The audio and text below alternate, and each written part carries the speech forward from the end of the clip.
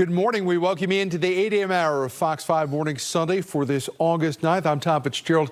It's good to have you along both here on Fox Live and over on our streaming network of Fox Local. Let's get to it. This morning, authorities are looking to a deadly car crash in Montgomery County. Police saying that one man is dead and 5 others are hurt. This morning, Fox 5's Regina Ureta has details. We have a picture showing the level of response. There were multiple fire engines. Take a look right there. According to Montgomery County Police, the crash happened just before 7:30 on the 24,000 block of Ridge Road near Hawks Road and Cedar Grove Elementary School in the Damascus, Germantown area. When officers arrived, they found a minivan and a silver Ford that had crashed into each other. The emergency response was massive, with paramedics and multiple fire engines rushing to the scene. Police say crews even had to use a ladder truck to extricate one of the victims, just giving you an idea of how serious that crash was. The man who was killed was the only person inside the silver Ford. 5 people were in the other vehicle, including 1 child. All 5 were taken to nearby hospitals with non-life-threatening injuries. As of right now, investigators are still working to find out what caused this crash, and police have not identified the man who died. Now, we did talk to a neighbor who says he has witnessed multiple near misses in crashes here on Ridge Road. I got hit. After I pulled out of my driveway, there was plenty of clearance, but somebody was doing, I was assuming they would be doing 50, but they must have been doing 70 and rear-ended me, so. It's Fox 5's Regina Ureta reporting for us this morning. Meanwhile, an investigation is underway after a man was found dead in Prince George's County. Maryland National Capital Park police say they found the man yesterday morning at the northwest branch stream of Valley Park in Adelphi. Now, authorities say they located a body in a wooded area near Merrimack Drive. There is no word yet on that person's identity or how they died.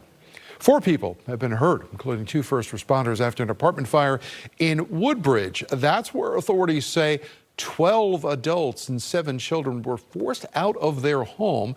They are now receiving help from the American Red Cross. That fire happened around 5 yesterday afternoon on Tishia Lane. The building had extensive damage as a result of all of this. The people who were injured, though, they're expected to be okay. The cause of the fire, well, that remains under investigation this Sunday morning. All right, 8:03 as we head out with a live look across our area. There's the Jefferson Memorial surrounded by trees, and a tree might be a good place to stand under today because it might give you a little bit of shade and maybe a little bit of relief from the hot, sticky, humid conditions we're under right now.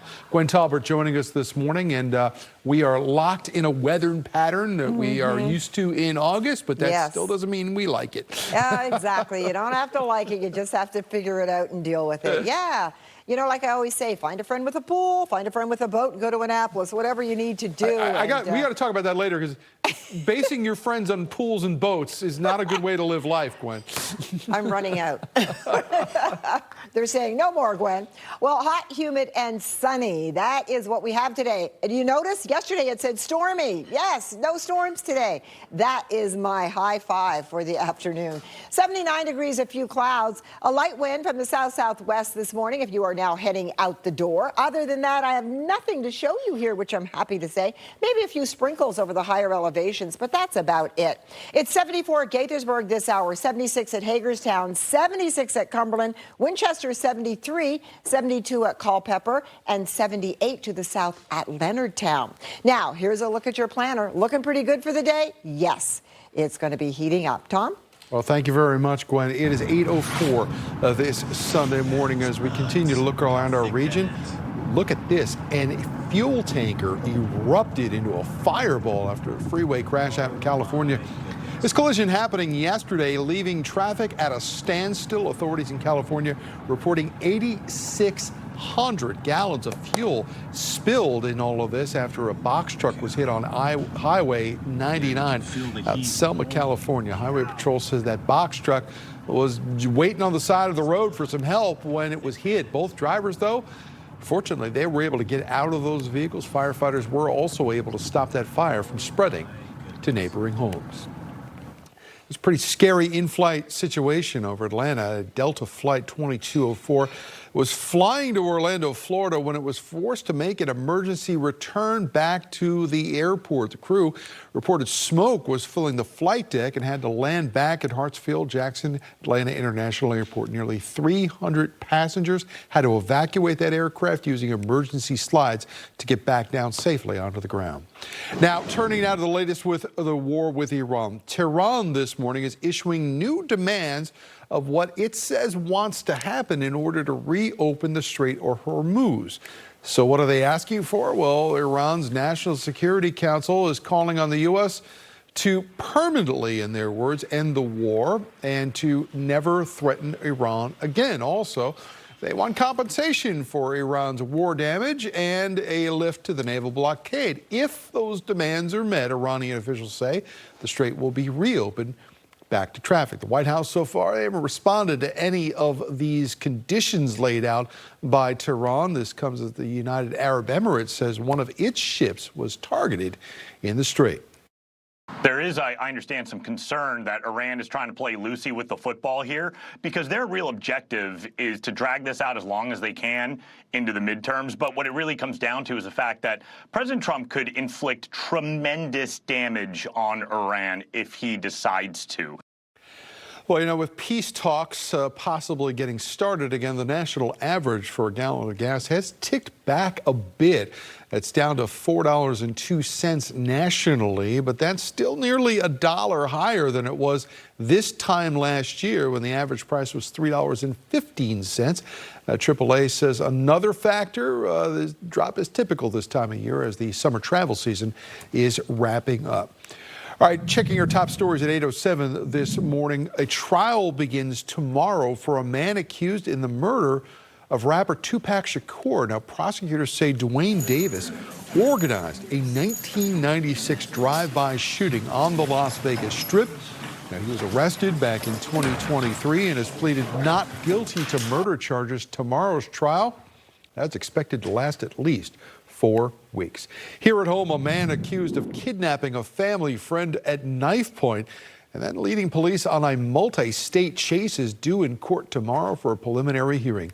Christian Alvarenga was arrested in June by Herndon police. Investigators say he led officers on a chase through D.C., through Maryland, and through Virginia. Now, nobody was injured in any of that, but Alvarenga is set to face a judge tomorrow at 2 p.m.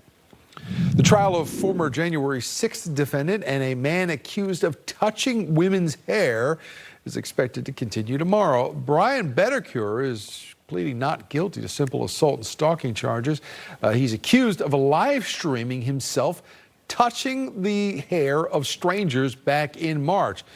Bedecker is due back in court tomorrow at 9:30 a.m. District leaders in Shenandoah County are expected to hold a closed-door session next week after a federal judge ordered 2 of those schools' names changed. The ruling sides with the NAACP and 6 students who sued after the schools were renamed just 2 years ago for Confederate generals.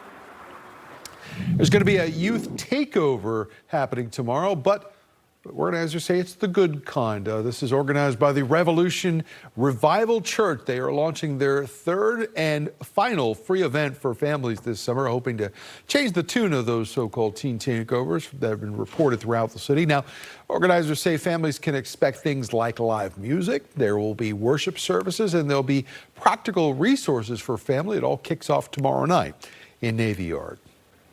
Hunter Biden says his father's prostate cancer has now spread to his bones. Biden giving this update during a recent interview with the British Broadcasting Corporation.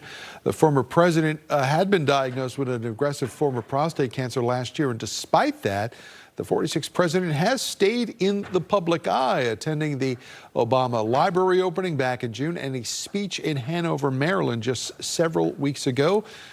The elder Biden is also expected to release a memoir this fall. Hunter Biden said of his father's health, quote, "It is really hard and it's really sad to watch." Meanwhile, the highest profile Democrats across the country have joined forces in Michigan this weekend as a crucial U.S. Senate race could ultimately determine which party controls the U.S. Senate. Republican Mike Rogers is set to face off against Democratic Socialist Abdul El-Sayed. But first, Democrats are looking to heal their own wounds after what was a bruising primary fight with Congresswoman Haley Stevens. What brings us all out here tonight and what will propel us to victory in November is the fundamental values we care about, the principles that we share, and the need to elect leaders who will represent us. When you think about the healthcare disparities that Black communities face, when you think about job access, when you think about the affordability crisis that hit Black communities hardest. El-Sayed's a former opponent. Haley Stevens says she will now do whatever she can to make sure that he wins the general election.